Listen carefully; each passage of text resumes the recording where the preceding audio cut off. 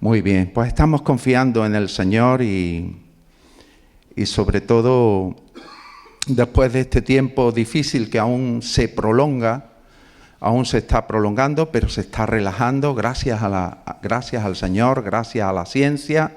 Hay tantos negacionistas, tantos conspiradores, tantos mensajes que van y vienen, que la verdad que te turban, vienen a turbarte, pero tenemos que confiar en el Señor. Pandemias, pestes siempre han habido a través de los siglos y gracias al Señor, como ayer hablábamos también, pues hoy tenemos la ciencia que ha avanzado con unos códigos de ética muy importantes para que nadie se los pueda saltar.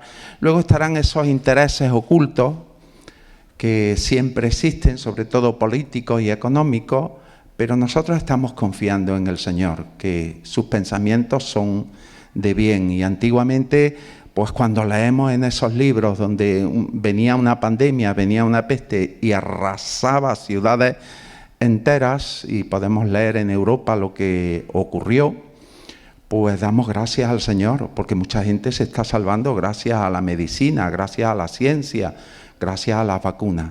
Así que estamos confiando en el Señor, estamos seguros en Él y Él nos guarda. Él nos guiará, dice la palabra, aún más allá de la muerte. Entonces tampoco estamos tan cogidos aquí a este mundo, porque somos peregrinos, estamos de paso y no tenemos que tener excesivo temor que impida que podamos desarrollar nuestra función en todos los planos de la vida, con la prudencia, con la discreción, con la higiene. Yo las he tenido todas y sin embargo lo cogí, pero por otra parte ves la mano de Dios, experimenta la mano del Señor. Y eso es lo importante en nuestras vidas, que tengamos claro dónde está nuestro horizonte, hacia dónde nos dirigimos, cuál es el sentido de nuestro camino, cuál es nuestra senda, hacia dónde nos dirigimos, porque muchas veces es fácil, somos tan volubles y somos frágiles que es fácil desviarse a la izquierda o desviarse a la derecha, saliéndonos incluso del camino. Hay un verso que me atrapaba en esta semana leyendo las Escrituras y que lo pasé y luego otra vez volví a él y otra vez volví a él, hasta que sentí que esa era la palabra del Señor que os quiero dejar en esta mañana. Y se encuentra en Deuteronomio 5:33, donde dice: andad en todo el camino que el Señor os ha mandado, para que viváis, para que os vaya bien, para que prolonguéis vuestras vidas en la tierra que habéis de poseer.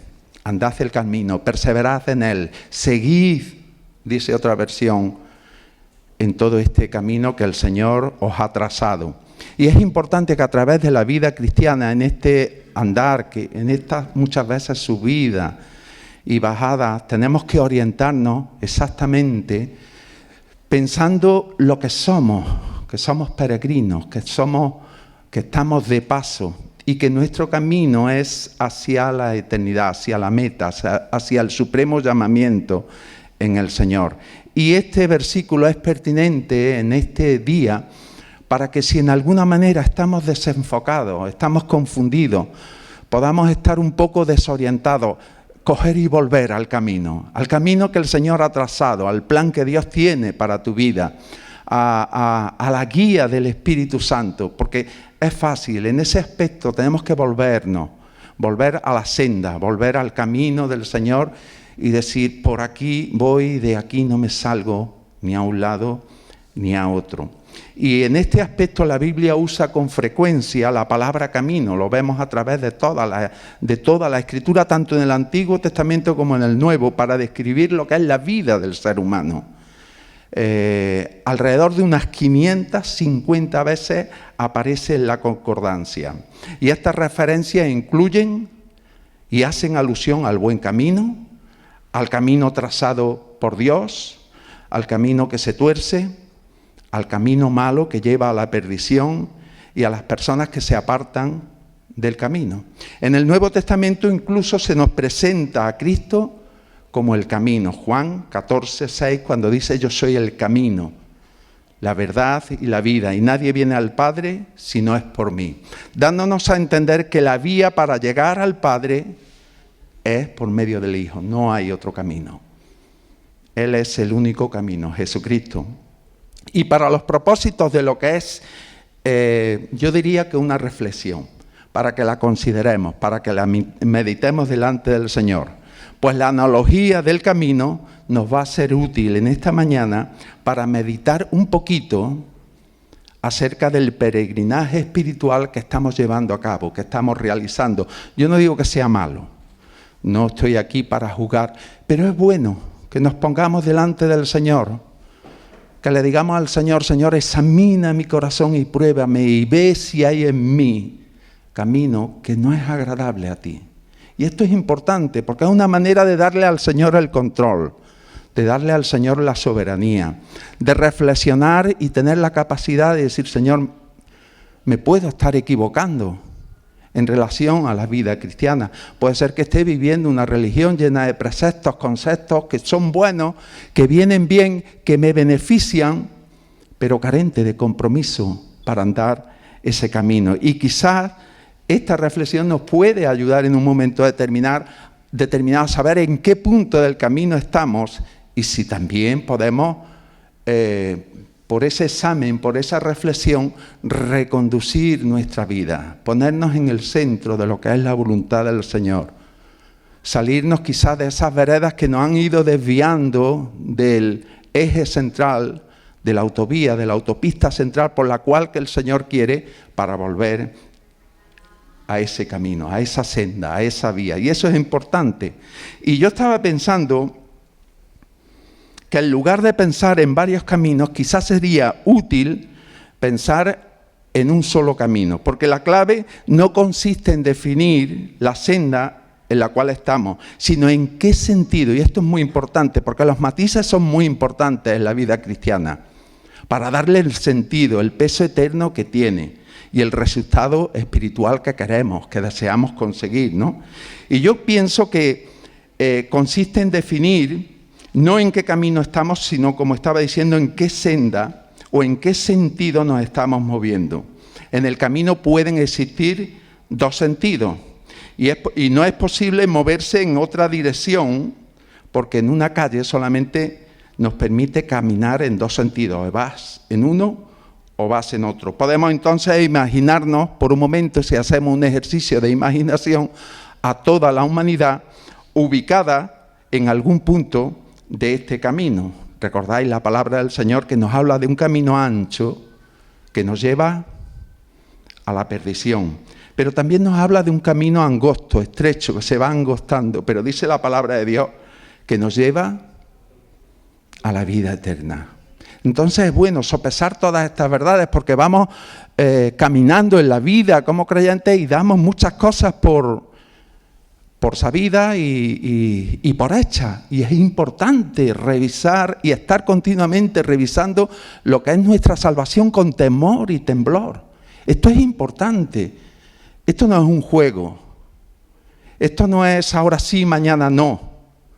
Esto es un compromiso con el Señor, para vivir una vida de acorde a lo que Él ha estipulado para nuestras vidas. Porque en definitiva, si tú analizas este versículo, cuando dice: andad en todo el camino, para que viváis, para que os vaya bien, para que prolonguéis vuestros días en la tierra, es verdad que está dicho al pueblo de Israel, pero como principio es válido para nuestras vidas.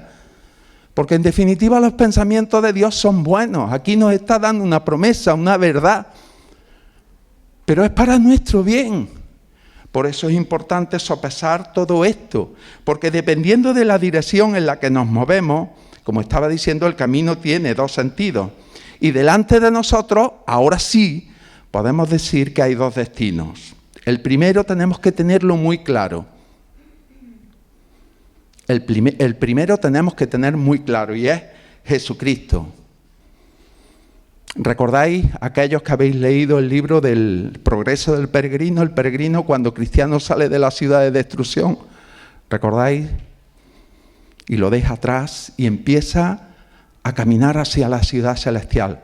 Pero en ese camino, ¿qué le ocurre? ¿Qué le va ocurriendo? Se encuentra con varios personajes, uno de ellos obstinado, que le dice: chiquillo, ¿dónde vas? ¿Estás loco? Vuelve a tu casa, vuelve con los tuyos. Y no le hace caso. Luego se encuentra también con un inconstante que a continuación le dice: yo voy a ir contigo, pero a la primera de cambio, cuando llegan al pantano del desaliento, dice: yo no sigo, me vuelvo para atrás. Y allí vemos a Cristiano que va en esa dirección. Y en todo ese proceso aparece otro personaje que es Evangelista. ¿Y qué le dice Evangelista?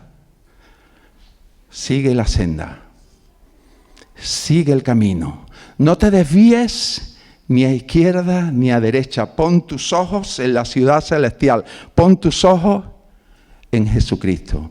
Y es lo que nos viene a decir la palabra del Señor.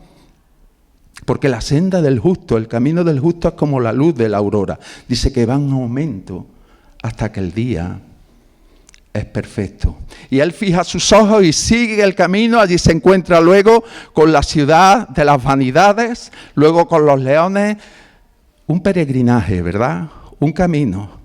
No exento de obstáculos, no exento de dificultades, pero cuando tenemos la mirada puesta en Jesús, el autor y consumador de la fe, es diferente. Cuando podemos decir como el apóstol Pablo, olvidando ciertamente lo que queda atrás, extendiéndome hacia lo que está delante, a la meta, al supremo llamamiento en Cristo Jesús. Porque nuestro primer destino y el sentido de nuestro camino tiene que estar en nuestro Señor Jesucristo. Y eso es muy importante que lo tengamos claro y que podamos valorarlo y que podamos sopesarlo para que nos vaya bien, para que podamos vivir esa vida que el Señor nos ha prometido. Esa vida que es abundante en los caminos y en los propósitos del Señor. Recordemos que ese destino tiene que ver también con lo que describe la palabra de Dios en Romanos muy claramente, cuando dice: porque a los que conoció, dice, también los predestinó para ser transformados según la imagen de su Hijo Jesucristo. Dice, para que Él sea el primogénito entre muchos hermanos. O también, como dice Efesios 4:13, de este modo todos llegaremos a la unidad de la fe y del conocimiento del Hijo de Dios, a un varón perfecto que es conforme a la estatura de Cristo. Esa es nuestra meta. Esa es la obra en el caminar para que seamos transformados, para que seamos conforme a ese varón perfecto que es nuestro Señor. Y en la dirección opuesta tenemos lo que estábamos diciendo, otro destino, que es la perdición, que es el camino, como estaba diciendo, estrecho y espacioso, pero que lleva a la perdición. ¿Qué quiere decir? Estar separado de la presencia del Señor. Y os digo una cosa, no hay peor cosa que haber conocido al Señor.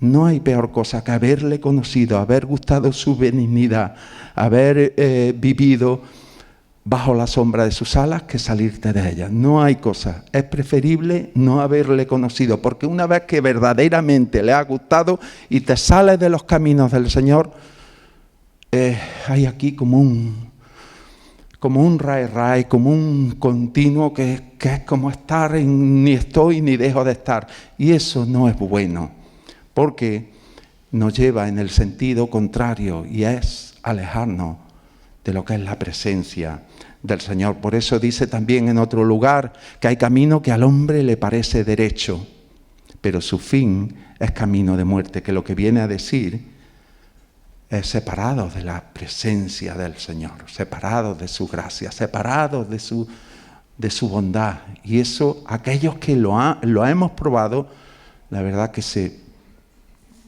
pasa mal, se pasa muy mal. Ahora bien, yo quiero en este punto, y me la hacía a mí la pregunta, pero os la traslado también a vosotros. en esta mañana. ¿Cómo se mueven o cómo nos movemos las personas que se encuentran sobre el camino? Yo creo que es pertinente y tenemos que reflexionar. Esta semana nuestro hermano Ángel ponía en Facebook la necesidad de no decir tanto amén, ni gloria a Dios, ni aleluya, sino sopesar lo que se dice desde el púlpito, y si procede en un momento determinado decir un amén, se dice un amén, y si se procede, se dice un gloria a Dios. Amén, hermano. Pero la pregunta es importante, porque el Señor, cuando entramos en la iglesia, no sé quién decía esto, me parece que era David Burr, o en una de las revistas que he coleccionado durante años de andamio, decía, cuando entramos a la iglesia, Dios nos pide que nos quitemos, decía él, el sombrero, pero no nos quitemos la cabeza. ¿Por qué? Porque es importante es importante. La razón no está en contra de la fe en absoluto, ¿no? Y muchas veces se dicen unos gloria a Dios que tú dices, ¿y cómo es gloria a Dios eso? Eso es imposible. Pero es bueno pensar y meditar sobre la base de preguntas que tenemos que hacernos. Yo me hacía esta pregunta: ¿cómo se mueven las personas que se encuentran o cómo nos movemos? Y yo pensaba sencillamente por actos individuales que resultan de las decisiones que tomamos. Yo tomo una decisión y eso tiene una consecuencia. Cada acto produce un movimiento en nuestras vidas que tienen dos posibles desenlaces. Espiritualmente, o nos llevan más cerca de Dios o nos aleja de Él. Por tanto, concluimos en esta pregunta que nuestra vida es la suma de comportamientos basados en las decisiones que tomo. Y todas tienen un peso espiritual. Recordemos a Job. Y Dios le dio permiso al enemigo para que operara en su vida. Y él podía haber decidido, después de todo lo que perdió, podía haber decidido sobre la base incluso del consejo que le dio su compañera, su esposa. Maldice y muérete. Después de todo lo que has perdido, sigue adorando a Dios. Pero él dijo, Jehová dio, Jehová quitó, sea el nombre de Jehová bendito. ¿Verdad? Son decisiones que tomamos y que tienen un resultado espiritual. Y el resultado de Job, a pesar de su sufrimiento, fue elegir a Dios. A pesar de sus circunstancias adversas, fue decidirse por los caminos de Dios. Y eso, como estaba diciendo, tiene un resultado. Por tanto, las decisiones automáticas, yo pensaba, y yo he hecho decisiones muchas veces impulsivas, las decisiones impulsivas, muchas veces inconscientes, pues cada una de ellas tiene cierta repercusión, la tiene en la eternidad. Y en esta analogía que estamos llevando a cabo acerca del camino, nos lleva, en definitiva, o a un sentido o a otro, o a estar más cerca del Señor o a alejarnos de Él. Y entender esto es muy importante. ¿Por qué? Porque conlleva una respuesta, una decisión por mi parte. Conlleva a llevar a un compromiso que nos acerque al Señor, o a decir, porque en definitiva somos seres libres para decidir y el Señor nos da la oportunidad de elegir y eso es muy importante. Nuestro caminar en la vida no se decide, podemos concluir con esto, y no quiero que me malinterpretéis, porque yo pensaba, digo, bueno, ¿cómo puede ser esto? Pues nuestro caminar en la vida no se decide por la cantidad de reuniones que tengamos, aunque son importantes, son muy importantes y tenemos que motivarnos al amor y a la buena obra, sin dejar de congregarnos. Ni tampoco porque hayamos leído la Biblia un montón de veces. Yo he visto gente tomar decisiones, y yo algunas veces lo he hecho.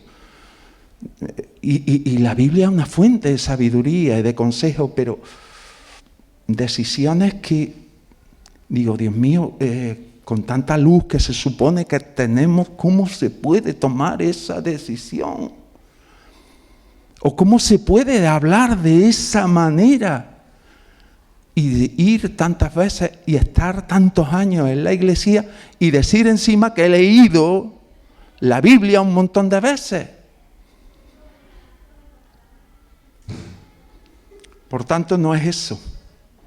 Es como afecta a nuestro corazón, a nuestros pensamientos, todo eso que el Señor nos está dando. Y yo digo, cuántas reuniones, cuántas horas de alabanza preparadas, cuántas meditaciones en la palabra del Señor, y qué frágiles y débiles somos y con cuánta facilidad nos desviamos del camino y nos salimos a izquierda o nos salimos a la derecha.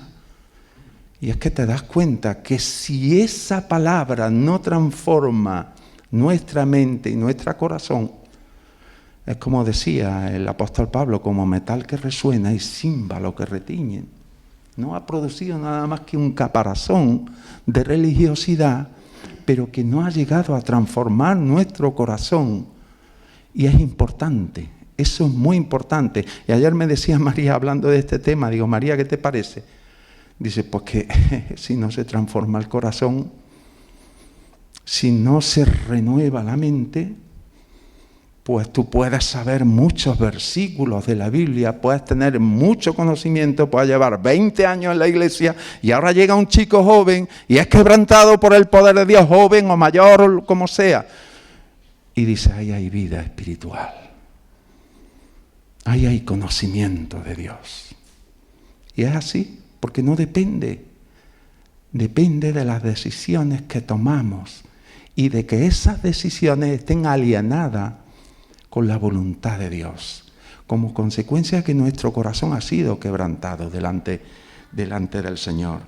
Y eso es muy importante, porque urge, hermanos, sensibilizar nuestra mente, nuestro corazón a la dirección de lo que es el Espíritu de Dios.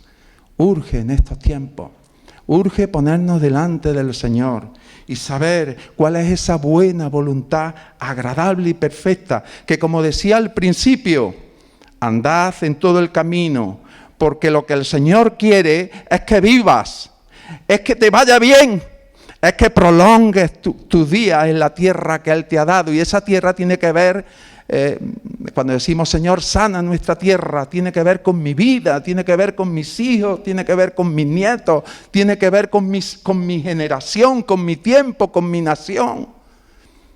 Porque en definitiva lo que Dios quiere es que nos vaya bien, que nos vaya bien.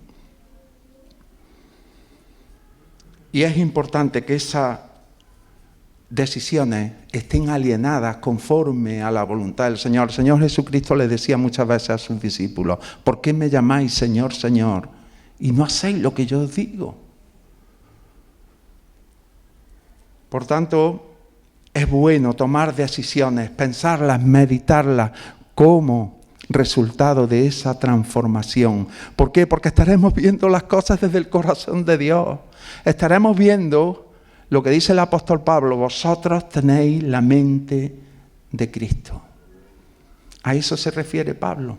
Y os voy a dejar dos ejemplos claros, muy claros en esta mañana que a mí me conmueven, me ayudan a examinarme. Mirad, David cometió adulterio, encubrió su pecado y permitió que Urías, un hombre inocente, muriera en la batalla.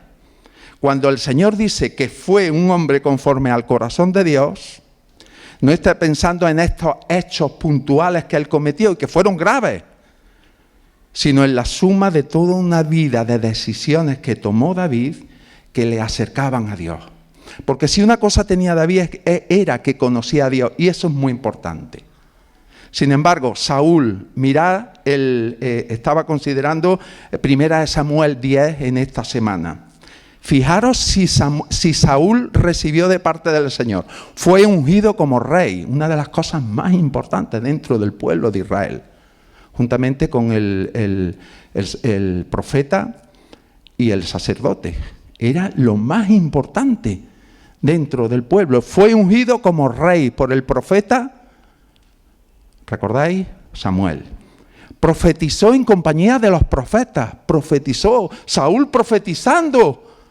¿Pero qué es esto?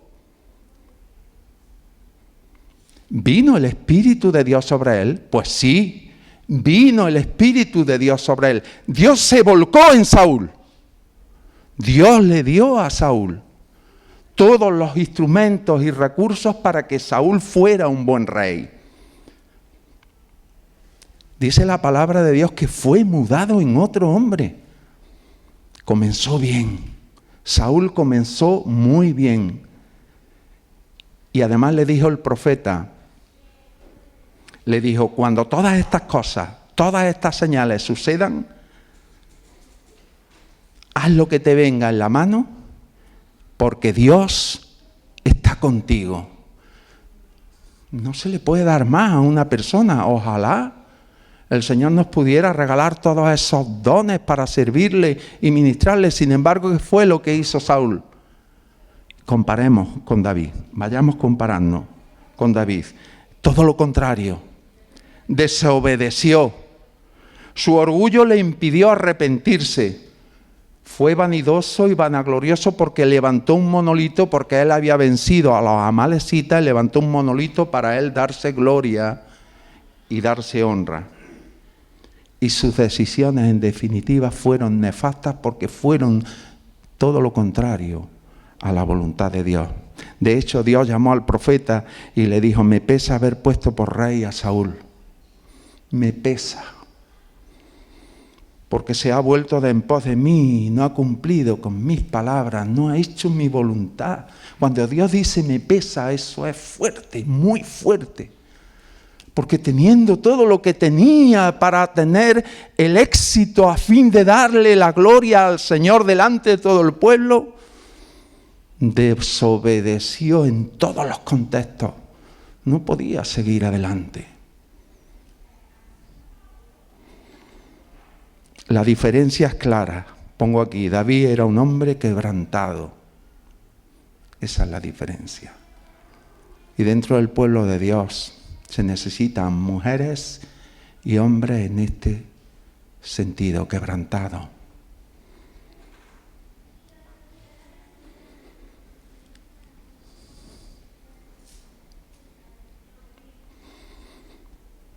La diferencia con Saúl es que David conocía a Dios. Saúl no llegó a conocer a Dios, no llegó. No sé si de oída o de lejos, pero no era muy difícil con todo lo que Dios había puesto en su mano hacer lo que debía de hacer. Y no lo hizo. Sin embargo, David, ¿recordáis cuando censó al pueblo? ¿Recordáis? Otra vez que metió la pata. Dicen, creo que es en segunda de Samuel, que Dios incitó no fue Dios. Si luego te vas a Primera de Crónicas, capítulo 21, observas que no fue Dios, fue Satanás el que incitó a David a censar al pueblo. Incluso sus consejeros vinieron y le dijeron, y Joab le volvió a decir que era consejero, su confianza eran sus generales. Le dijo, no lo hagas, no lo hagas. Y él dice que prevaleció su autoridad sobre Joab. Y lo hizo. Y recordáis luego lo que ocurrió, ¿verdad? Porque él quería probar cuánta capacidad militar tenía, cuántos hombres de espada, cuánto poderío él tenía, y se olvidó de que la victoria era de Jehová, era de Dios, la batalla era de Dios. Y vino el profeta Gad y le dijo, ¿qué quieres? ¿Por qué has hecho esto? Y dice, y es importante los matices, le pesó a David. Eso expresa arrepentimiento. No fue como Saúl, yo he cumplido la palabra de Jehová. Yo he hecho la palabra de Dios. No has hecho nada, Saúl. Sin embargo, aquí vemos a un David diciendo, me pesa haber hecho esto. Me he equivocado. Y el profeta, porque esa decisión tuvo consecuencias. ¿Entendemos, hermano? Esa decisión ahí, porque yo soy el rey, tuvo sus consecuencias. Y le dijo el profeta, dice, ¿qué quieres? ¿Que vengan 7 años de hambre? ¿Qué quieres? ¿Que tus enemigos te persigan? ¿O que venga una pandemia, que venga peste sobre el pueblo? Y él eligió esa, pero dijo, caigamos en manos del Señor, porque el Señor tendrá misericordia. Dice, y no caigamos en manos de los hombres.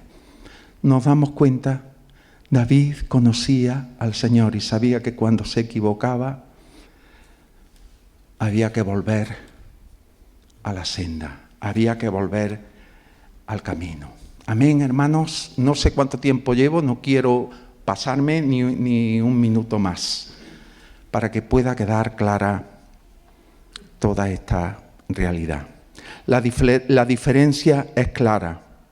En grande angustia estoy, caigamos ahora en manos del Señor, porque sus misericordias son muchas, mas no caiga en manos de los hombres. Ahora voy a relatar 4 cosas muy importantes, pero de paso, porque yo creo que si nos quedamos con esto, ya habremos entendido mucho de lo que queremos expresar. Y ahí en ese sentido nos metemos todos. En ese sentido todos tenemos que revisar nuestro camino, sopesarlo, examinar nuestro corazón, porque el peor enemigo, y es algo que he ido experimentando a través del tiempo, sobre todo de un tiempo a esta parte, el peor enemigo delante del Señor es nuestro corazón. No te equivoques, ni es el enemigo, ni son el pastor, ni son... El peor enemigo que hay soy yo, mi carne, para que Dios pueda abrirse camino en el corazón, en nuestras vidas. Y hay 4 cosas importantes para que podamos orientarnos, para que podamos no llamarnos a confusión, para que viváis, para que os vaya bien, para que prolonguéis vuestra vida sobre la tierra. Y la primera es que seamos sensibles a su presencia. Mirad, David decía, no me alejes de tu presencia. Si algo David no podía soportar era estar alejado de la presencia del Señor.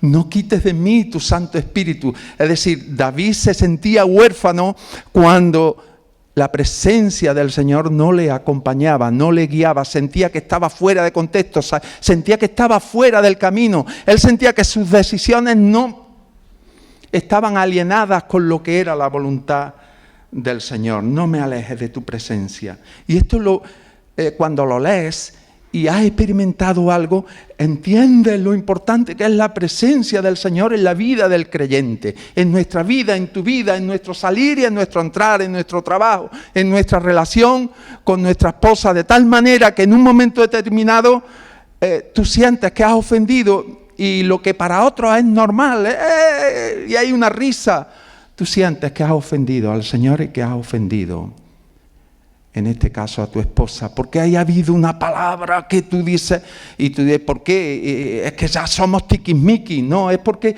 el Espíritu está produciendo en ti una vida que no es la normal del mundo, no lo es, no somos del mundo, hemos sido escogidos por Dios con un propósito, y lo que para el mundo es normal y es un chiste, tú sientes aquí que has contristado al Espíritu Santo. Y yo observo dentro de la iglesia y observo comentarios en Facebook, que Facebook es una fuente impresionante de información, algunas connotaciones, algunas expresiones que yo digo, Dios mío, esto es dar testimonio del Señor, esto es... Y cuando escribo con mucho temor y temblor, y muchas veces ni lo escribo porque digo, no, esto, Señor, no va con... Y algunas veces incluso metes la pata y dices, lo borro, lo quito. Pero siempre procura ir alienado con lo que es la voluntad del Señor. Devuélveme la alegría de tu salvación. Espíritu noble y obediente me sostenga. Moisés decía, si tu presencia no va conmigo, no doy ni un paso más. Recordemos el Salmo 16, cuando dice, me mostrarás el camino de la vida. En tu presencia hay plenitud de gozo, delicias a tu diestra para siempre. Seamos sensibles a la presencia del Señor. Seamos sensibles para escuchar su voz. Seamos sensibles para decir, no, esto es ahora mismo muy urgente, pero lo importante es que yo tengo una cita. Y la tengo con el Señor y esa cita no la voy a cambiar. Segundo lugar, dejemos que la palabra de Dios guíe nuestro caminar, guíe nuestros pasos. ¿Te has encontrado alguna vez perdido? Sin saber el camino, la dirección, sin conocer la ciudad, una calle, alguien. A nosotros nos ocurrió en Madrid, camino de Valladolid, nos había invitado el hermano Serafín Cabrera, y en Madrid nos salimos de la M40 y yo no sabía dónde estaba, y María decía, niño, pregunta. Digo, ¿a quién le pregunto aquí? Si esto es inmenso. Le pregunté a una persona, no sé, no le puedo indicar. Aquello es tan grande, tiene tantos cinturones, tiene tantas salidas, entradas. El que lo conoce dice, de maravilla, yo tuviera... El GPS, el GPS por poco nos lleva a la ruina. Nos paramos en una gasolinera para echar gasolina porque ya estaba cansado de dar vuelta. Y digo, por favor,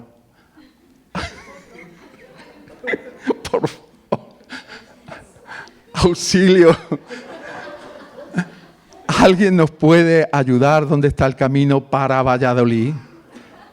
Y salta allí un hombre, véngase conmigo que yo le guío. Digo, gloria a Dios, María, gloria a Dios. Lámpara es a mis pies tu palabra y lumbrera a mi camino. Qué importante que la palabra de Dios sea nuestra guía. El Salmo 32:8 dice, yo te instruiré, yo te mostraré el camino que debes de seguir. Yo te voy a dar el consejo que tú necesitas y además voy a velar por ti. Precioso, ¿verdad? Ese es nuestro Dios. Ese es nuestro Dios cuando estamos en comunión con Él, cuando estamos centrados en lo que verdaderamente es importante, y todo lo demás también puede ser muy importante, pero a la luz del Señor cobra todo sentido, Es como cuando estaban gobernando, ¿habéis visto la película El Rey León? Se me ha ocurrido ahora mismo, y estaban gobernando las hienas y estaba todo. Y cuando volvió Simba y la familia, como volvió la vida. Dejemos que el Señor nos guíe. Dejemos que el Señor vele por nosotros. Tercero, ya voy terminando, anunciemos el camino de la salvación. Qué importante es anunciar el camino de la salvación. ¿Recordáis cuando Pablo y Silas llegan a aquella región, concretamente a Filipos, después de haber tenido aquella visión del macedonio? Le dice, ven y ayúdanos. Y salen de allí a Troas, y de Troas van a Filipos, el embrión de la primera de la iglesia, a los filipenses, ¿verdad? Allí estaba el embrión. Y allí salen a una mujer que estaba en el tiempo de la oración, pero estaban como una especie de arroyo, y allí estaba, y allí Pablo fue con Silas, y el Señor abrió su corazón. Y después de estar allí varios días, le salió una muchacha con un espíritu de adivinación, y continuamente estaba diciendo, estos son siervos del Altísimo que os están anunciando el camino de salvación. Y dice que esto lo hacía por varios días, y no le gustó a Pablo aquello. Pero digo, ¿por qué no lo hizo Pablo de primera? Yo dándole vuelta al pasaje, ¿vale? Yo creo que Pablo sabía las consecuencias. Porque esta adivina pertenecía a unos dueños que tenían cierto poder y además estaban ganando dinero de aquella esclava, estaban ganando. Y Pablo decía, y yo pienso, digo, lo mismo Pablo pensó, esto nos va a traer problemas, Silas. Porque cuando predicamos el Evangelio ocurren cosas. Cuando anunciamos el camino de salvación que dice que no hay otro nombre bajo el cielo dado a los hombres en el que podamos ser salvos, ahí ocurren cosas. Y cuando salimos al campo misionero y cuando salimos de estas cuatro paredes y hablamos, ocurren cosas. Y Pablo, ¿qué fue lo que hizo? La liberó. Yo creo que aquella muchacha se convirtió, no lo dice, pero yo creo que sí, que fue parte juntamente con Lidia de lo que fue la iglesia de Filipos. Yo creo que sí. Aquella liberación no fue gratuita. Luego pasó lo que pasó, que los Denunciaron, lo llevaron los magistrados y los metieron en aquel calabozo y allí cantaban himnos. Pero ¿qué ocurre?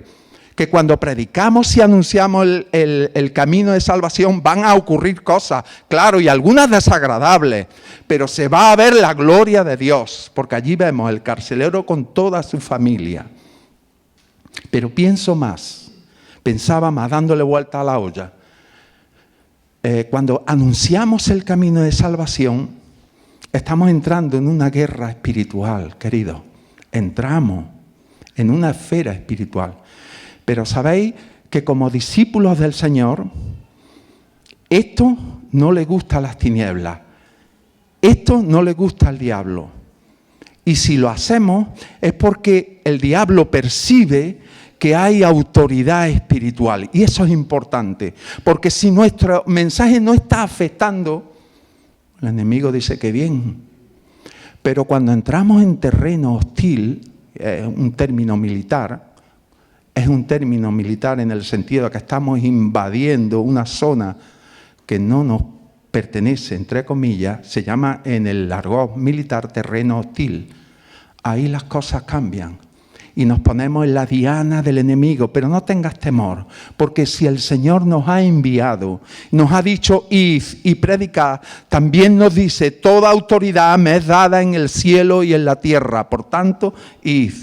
Por tanto, Javier, Rafael Carlos, ese ministerio de los Gedeones, adelante, adelante, tomar el testigo de vuestro Padre en ese sentido, para gloria y honra del Señor y para memoria de aquel que os entregó un testigo tan importante. Adelante, no tengáis temor, lo que tengáis que hacer, hacerlo porque el Señor está con vosotros en ese aspecto y en ese sentido.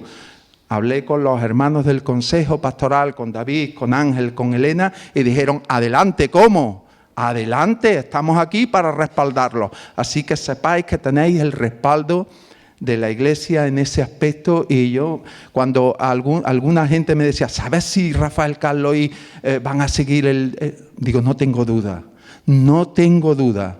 porque en ese aspecto ellos saben que servir al Señor, honrar a su Padre, no es solamente, es servir al Señor que les ha puesto como obreros en la mies. Amén.